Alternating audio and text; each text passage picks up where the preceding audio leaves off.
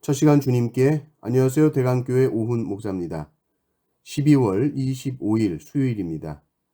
하나님 우리에게 주신 말씀은 누가복음 2장 1절에서 7절 말씀입니다.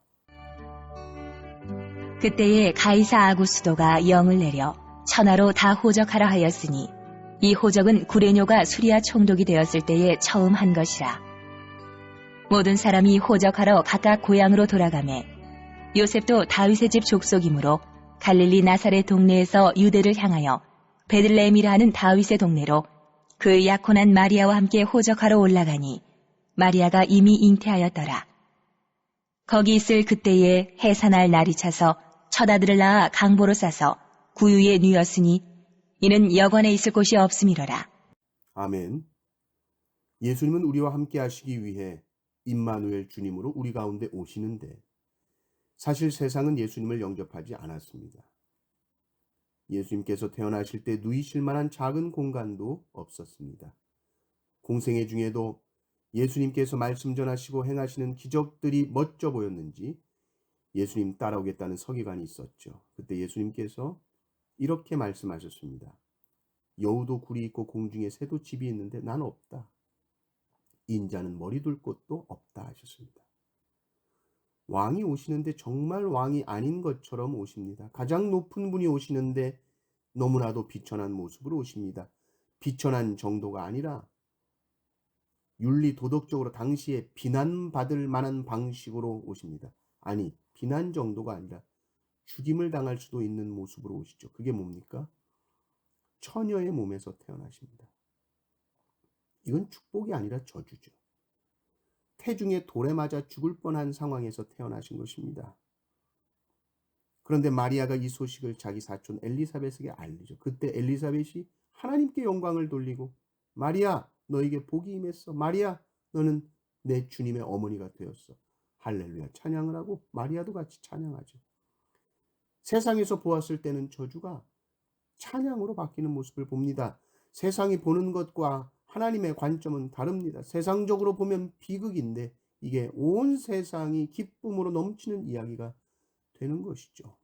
가장 높은 곳에 있는 천사가 가장 낮은 목자에게 예수님의 탄생을 알려줍니다. 왕도 몰랐던 소식을 목자가 먼저 합니다.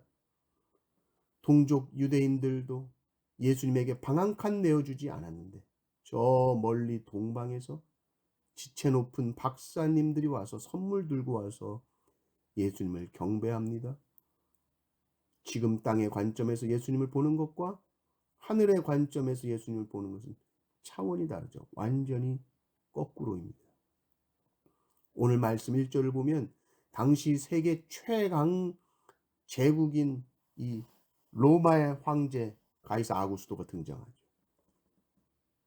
이 황제 한마디, 천하로 다 호적해라. 이 한마디가 온 나라에 퍼지고 일사불란하게 움직입니다. 엄청난 능력이죠. 말 한마디가. 이 가이사 아구스도와 이제 막 태어난 말 한마디 할 줄 모르는 아기 예수님. 세상의 권세와 명예와 영광 모든 것을 다 가진 황제 가이사 아구스도와 연약하고 힘없는 아기, 아주 비천한 신분으로 태어난 아기. 비교조차 할 수 없죠. 그런데 예수님은 가장 힘없는 아이로 이 땅 가운데 태어나십니다. 2절도 보면 구레뇨라는 사람이 나오죠. 가이사 아구스도보다는 아래지만 수리아 총독으로 막강한 권력을 가지고 있었던 사람입니다. 3절을 보면 이 모든 권력의 명령 앞에서 다 순종하고 호적하러 고향으로 돌아갑니다. 4절을 보면 요셉이 나옵니다. 요셉은 가장 당시에 못 살던 동네 갈릴리 나사렛의 목수요 노동자입니다. 5절을 보면 또 그와 약혼한 마리아가 나오죠. 정혼 기간인데 아이가 들어서 버린, 세상이 봤을 땐 정말 천하다 할 수 있는 여인. 6절을 보십시오. 해산할 날이 찼습니다. 7절에 한 인물이 등장하는데 아기입니다. 강보로 쌉니다. 포대기죠. 그리고 구유에 뉘입니다. 구유는 동물 이 먹이, 염을 놓는 통인데 거기다가 아기를 놓았답니다.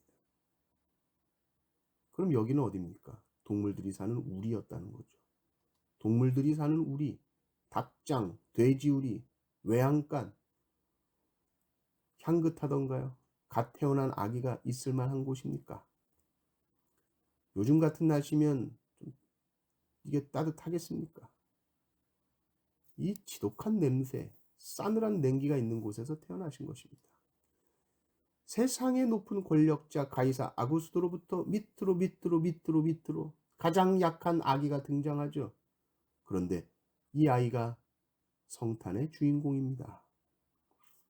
사실 이 아기는 가이사보다 한참 더 위에 있는 모든 능력과 권세와 존귀와 영광이 충만한 하나님이십니다.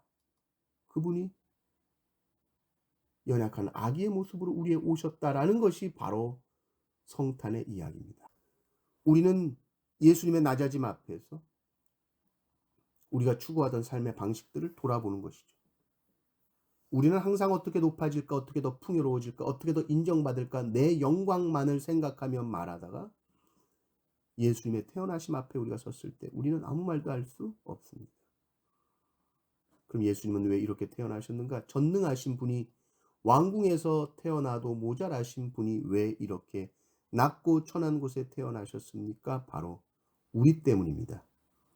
고린도후서 8장 9절을 보면 우리 주 예수 그리스도의 은혜를 너희가 알거니와 부요하신 이로써 너희를 위하여 가난하게 되심은 그의 가난함으로 말미암아 너희를 부요하게 하려 하심이라.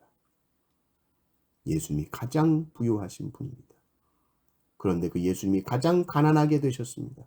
그 이유는 우리를 부요하게 해 주시기 위해서. 이 부요함은 참된 부요함입니다. 세상적인 관점에 찌들어 있는 우리의 눈을 고쳐달라고 기도해야 합니다. 세상은 성공한 사람들, 높은 지위에 있는 사람들을 특별 대우하죠.